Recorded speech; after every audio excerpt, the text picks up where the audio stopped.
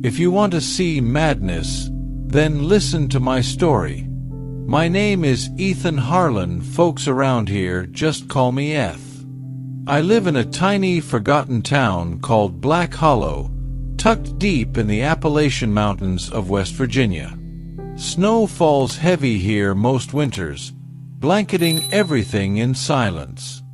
The winter of 2025 still claws at me.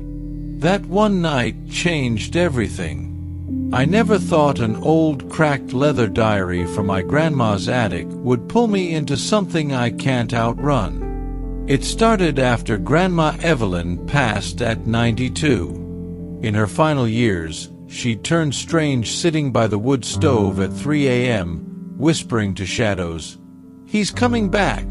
He's watching. Don't you dare open that door." We chalked it up to dementia, the kind that creeps in with age and isolation. But when I went through her things, I found the diary hidden in a dusty trunk under the eaves. Plain brown leather, edges frayed, no name on the cover. The second I cracked it open, the house felt colder, like the wind had slipped inside. The first entry was dated December 13th, 1947. Tonight he came, from the ridge beyond the pines. Tracks in the fresh snow too long, too clawed to be a man's. He stood taller than the barn, shadows stretching forever.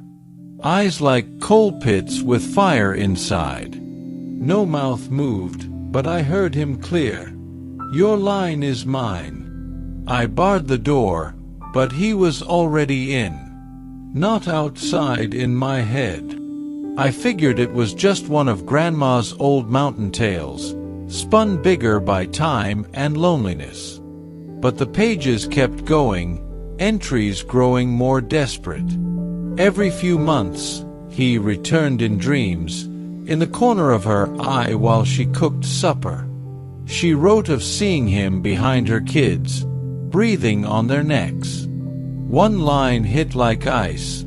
He promised my grandson would come to him. He carries the blood. He'll open the door I sealed shut. I slammed it closed. That night, sleep wouldn't come. The cabin creaked in the wind, but my skin prickled with something else. Around 2 a.m., I heard it my name, whispered soft and close. "Eth. Eth." It sounded like Grandma's voice, but it wasn't coming through the air. It was inside my skull. I flicked on the bedside lamp. Room empty, but the attic door at the end of the hall stood cracked open just an inch. I'd nailed it shut years ago after raccoons got in. Next morning, I opened the diary again. The last entry, written in trembling script days before she died. "He's not just visiting anymore. He waits outside now. I tried everything salt across the thresholds, iron nails over the windows, prayers till my voice gave out, but he's stronger. If anyone else reads this, he'll shift to them. Burn it. Don't read it. But if you already have, he'll never leave you. He'll live inside your thoughts. And one day you'll lose your mind just like I almost did." I told myself it was bullshit, grief messing with my head. But that night the voice came back, sharper. "You belong to me." I grabbed the diary, ran out to the backyard fire pit, and tried to burn it. Matches flared up the pages, caught for a second, then the wind died completely. Lights in the house flickered like a bad storm was rolling in, even though the sky was clear. Curtains moved with no breeze. Then I saw him, in the sliding glass door's reflection, right behind me. Towering black shape, no real face, just those burning coal eyes. I whipped around, nothing there. Looked back at the glass, he was closer. I yelled, dropped the diary, and ran into the woods. Snow crunched under my boots.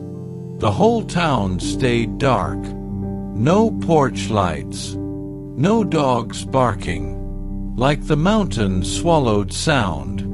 For days after I tried to convince myself it was panic attacks, lack of sleep, maybe carbon monoxide from the old heater. I avoided mirrors, kept every light on, blasted the radio. But things got worse. My memory started failing, forgetting where I parked my truck, what day it was. I'd catch myself muttering to empty rooms. Worst of all, I'd wake up with blood on my hands. Warm, fresh, no cuts on me. Someone else's blood. Then the dream hit. I was deep in the pine ridge behind Black Hollow. Snow falling thick. He stood there taller than the oldest hemlocks. This time his face was mine. My own eyes, black and leaking smoke. He smiled with my mouth and said in my voice, "The door's open now. You're ready." I jolted awake. Blood soaked the sheets from a long slice across my forearm I didn't remember making. No pain. Just cold certainty. I decided to end it. Take the diary back to the ridge where the track started and burn it for good. 3 a.m., flashlight in one hand, diary in the other. Snow stung my face. Footsteps echoed behind me, same rhythm as mine. I reached a clearing, built a pile of branches, lit it. Flames roared high, but the pages wouldn't burn. Words glowed brighter than the fire. Laughter exploded in my head, not mine, but coming out of my throat. Everything went black. I woke in a hospital bed in Charleston.